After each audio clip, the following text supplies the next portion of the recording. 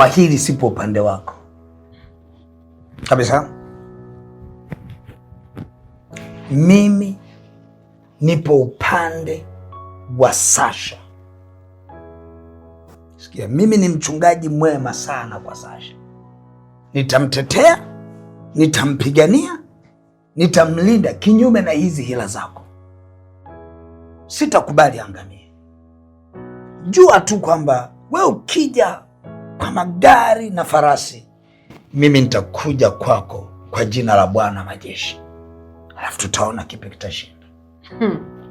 Nipo tayari kwa vita na ninawakaribisha sana. Sasha, ninakuombea kwa Bwana akulinde na uovu wote. Na katika hili natamani usimame kiroho kweli kweli.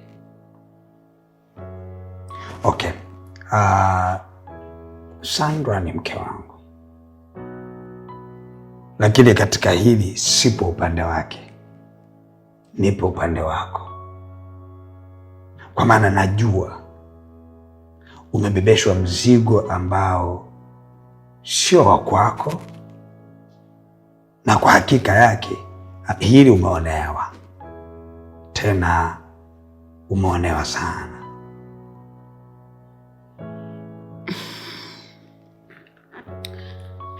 Yaani mchungaji, kiukweli kila nikifikiria hili jambo nakosa usingizi. Silali kabisa kwa sababu yaani katika group letu sisi, kundi letu, Sandra alikuwa ni mtu mmoja mpole sana. Sandra ndo alikuwa anaongoza kuwa na huruma. Sandra alikuwa anaongoza kuwa na upole. Yaani ni mtu ana upendo, mpole, mkimya, haongei. Watu ambao tulikuwa ni wakorofi, yaani tuko hatueleweki, ilikuwa ni mimi na Salome. Lakini Sandra alikuwa ni mtu fulani ambaye yaani ni tofauti na sisi. Yaani hata tulikuwa tukienda mahali, tukifika, tunaambiwa sisi ndo tunaomharibu Sandra. Yaani tunaambiwa sisi ndo tunaomfundisha Sandra ukorofi. Lakini ghafla tu Sandra amekuwa kama mtu ambaye yaani kama kuna kitu kimemvaa. Yaani kama kuna kitu ambacho kinamuongoza Sandra, sio yeye. Yaani sio Sandra anayemjua mimi. Kila nikimwangalia Sandra sasa hivi, yaani nakosa kitu, yaani sijui semeje mchungaji, sielewi, nakosa kumtambua Sandra anayemjua mimi. Ukiwa mtu wa Mungu unafanana na Mungu katika mwenendo wako, lakini katika utakatifu. Kwa hata yale unayoyatoa yanakuwa yana uungu ndani yake. Lakini ukikubali kutumika na adui, unafanana na adui, na mitazamo yako na yote unayoyafanya yanakuwa yanafanana na adui. Naomba umsamehe mke wangu Sandra. Anahitaji ukombozi, tena ukombozi mkubwa sana. Lakini mchungaji, mimi najua wewe ni mchungaji wa kweli na najua kusema unamtumikia Mungu wa ukweli. Kama Sandra anataka ukombozi, si umkomboe. Mimi naamini kwamba wewe ni mtumishi wa Mungu, tena wa ukweli kabisa. Na ukisema kitu kinakuwa. Na Sandra ni mke wako. Kwa nini usiseme tu kitu kwenye maisha ya Sandra ukamkomboa Sandra hata sasa hivi tu kwa haraka? Sasha, mambo hayaendi hivyo.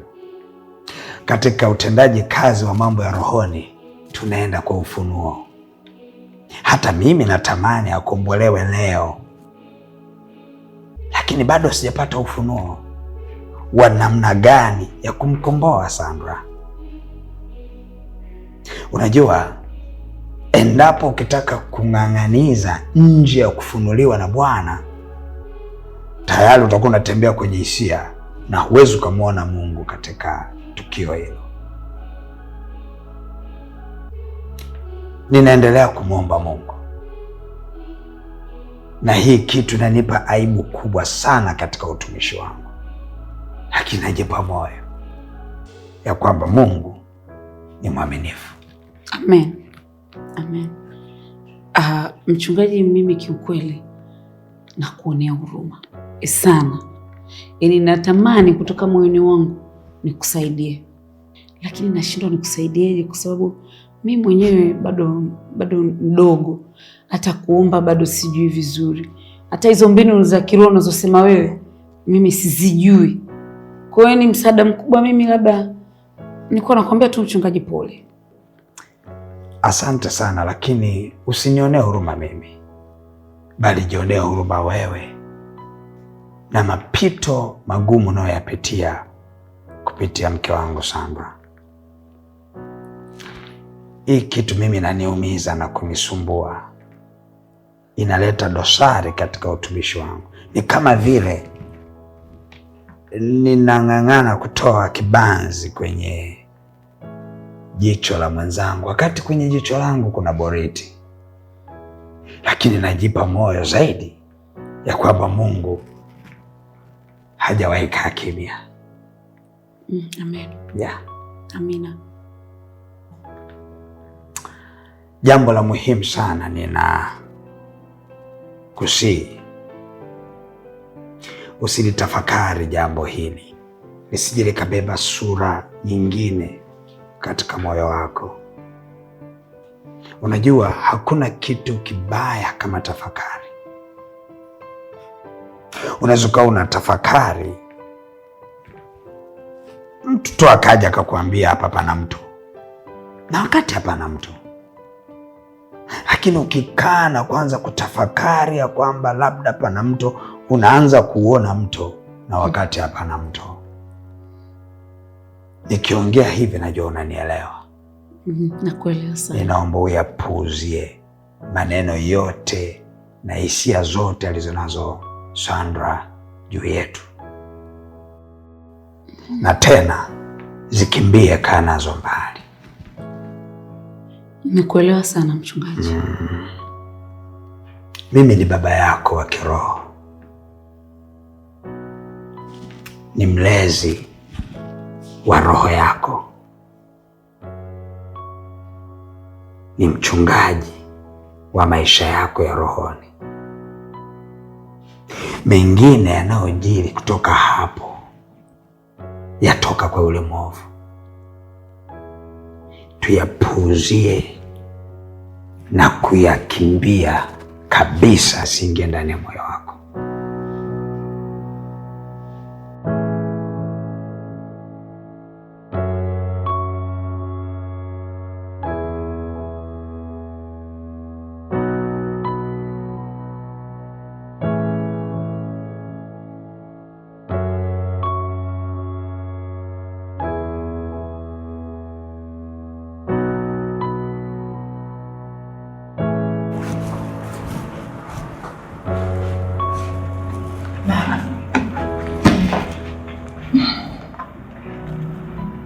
Dr. Suzy, kuna kitu kinanisumbua kwa muda mrefu kidogo. Kitu gani? Nimefuatilia faili la huo mtu anaitwa Mwalimu Kazimia. Naona wewe ni mtu wa kwanza kumwatendi.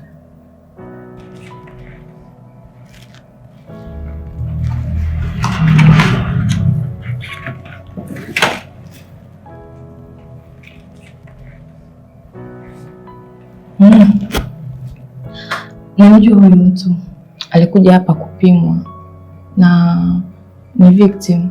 He's HIV positive. What is the matter? Alirudi kupimwa na amekutwa ni HIV negative. Najiuliza kosa limefanyika wapi? Kwenye vipimo vya awali au vipimo vya mwisho? Maana haiwezekani mtu kuwa na majibu mawili kwa ugonjwa ambao hauponi. Auoni hii ni shida kwetu? Mimi mwenyewe sijui, maana niliandika maelekezo kwenye makaratasi aende akapimwe, na akapimwa na matokeo yakaja hivyo. Sasa ili tujue nini kimetokea, ni either tumwite huyo mtu aje apimwe au tumwite mtu wa maabara aje elezee kwa kina. Hebu tufuatilie tujue.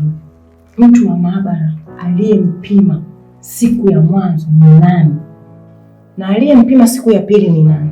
Tutaanzia hapa, nadhani tutajua ukweli. Maana nilishangaa kwa nini alifurahi alivyopokea majibu kuwa ni HIV negative wakati alikuwa positive kabla. Hata mimi nilipomwambia ya kuwa ni HIV positive alichanganyikiwa sana, japo ni kawaida ya watu kuchanganyikiwa. Okay, anyway, ngoja nilifuatilie, nitajua.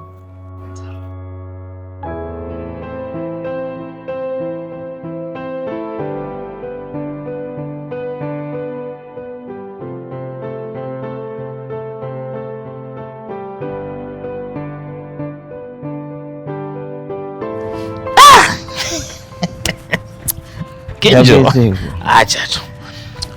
Afu Kinjo, mwenetu Jomba anaozesha. Ametualika kwenye harusi ya shemeji yake. Sisi kama marafiki zake inabidi twende. Hiyo lazima, hatuwezi kumchopa ndugu yetu. Japo mke wake akituona uwanawaka. Sijui damu zetu haziendani yule. Tena kama mimi damu zangu na zake haziendani kabisa. Ni kama tulifuatana kuzaliwa. Akiniona unaona kabisa anatamani bora nife. Hakuna, yule hapendi kulewa. Si anaona kama sisi vile ndio tunamnyosha mume wake. Ila unakumbuka siku ile tulikwenda kwenye mahali hatukulewa, alikuwa fresh tu. Inabidi tusilewe ili mambo yaende sawa. Tatizo sisi tusipolewa siku inakuwa ndefu, ni kama ina masaa 30, kumbe ni yale 24. Unajua kutokulewa kwa sisi kipaji. Uongo kweli bwana Kinjo? Ukweli, ila tujipange. Mungu atatusaidia tu. Sawa. Harusi tunayo kabisa. Harusi tunayo kabisa. Ndio shida. Lazima tuende tu. Tunapendeza.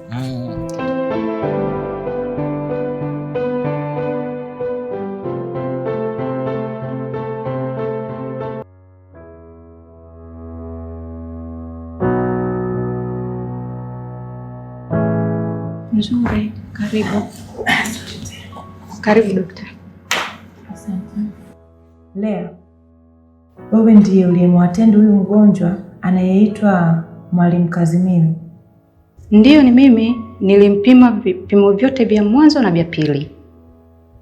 Nahisi kuna mahali ulikosea, ila sijajua ni vipimo vipi kati ya vipimo vya mwanzo na vya pili. Nadhani kimoja kijakaa sawa.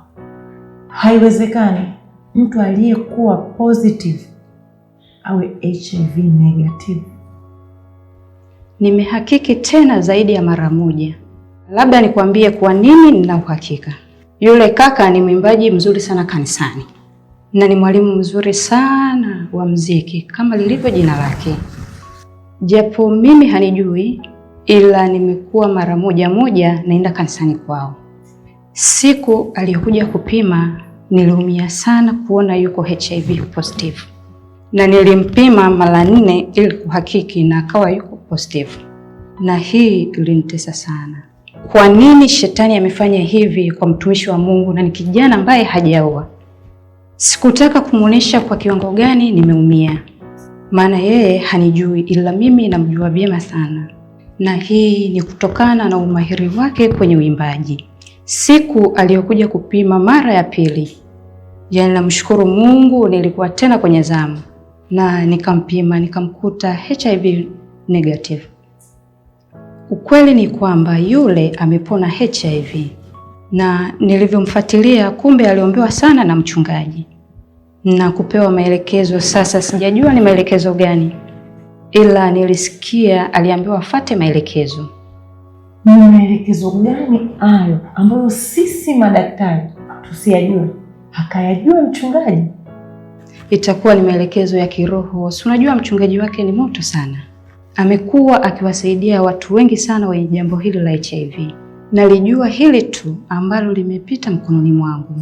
Yamkini na wengine wanapona kimya kimya. Ngoja nijiridhishe na taarifa hizi, kwa maana sisi ni watafiti. Ni lazima tujue ilikuwaje na inawezekanaje.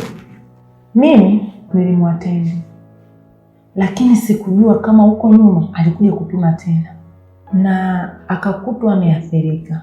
Nimekuja kujua siku kadhaa mbele.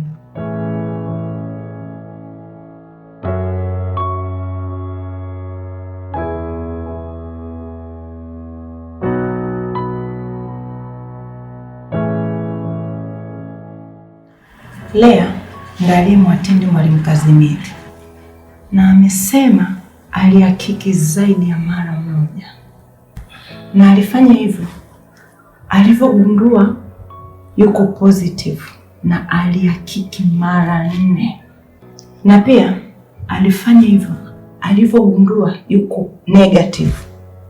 Hivyo vipimo vinaonyesha amepona, si ndivyo? Vinaonyesha hivyo. Haiwezekani mara zote vitoe result moja. Sasa hii kisayansi ni mkanganyiko, ila inatupasa kufanyia uchunguzi na kujiridhisha. Kama amepima mara 4, utafanya uchunguzi gani? Huyu ni Mungu ametenda, na huwa anasikia watu wamesema ya kuwa kwa Yesu magonjwa yanaponywa. I don't think so.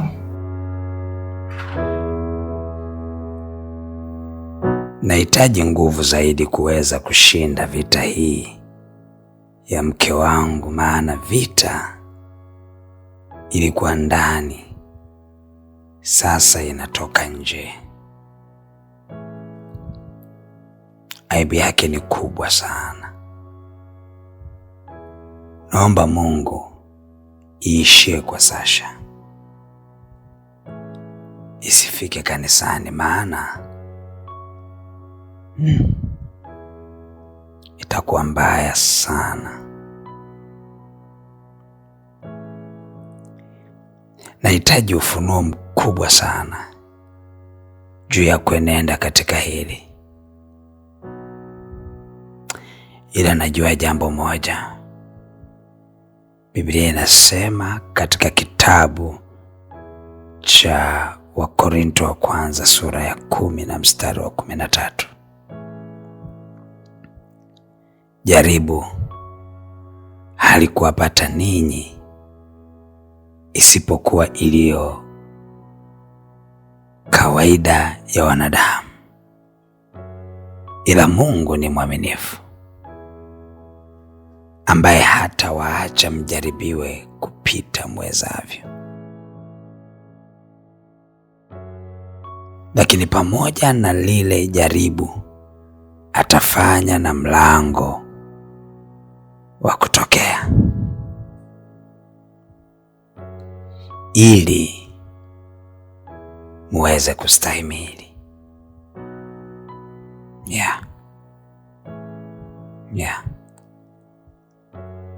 Najua Mungu ameniamini kuwa hili naliweza,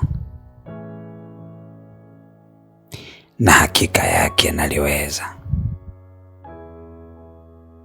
ila nahitaji ufunuo wa nini nifanye. Anyway, ngoja niende mlima wa maombi, Gethsemane Garden. Huko nitapata majibu sahihi, kwa maana mahali pale pana majibu ya Mungu.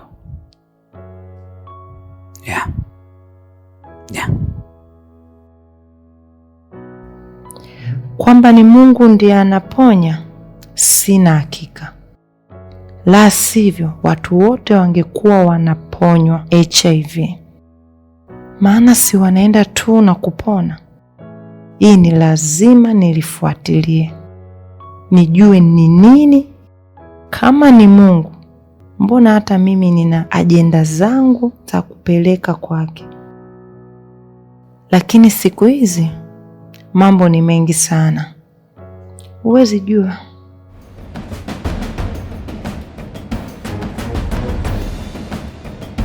Ni matumaini yangu ya kwamba umefurahia na umebarikiwa na tamthilia hii na episodi hii uliyoiangalia.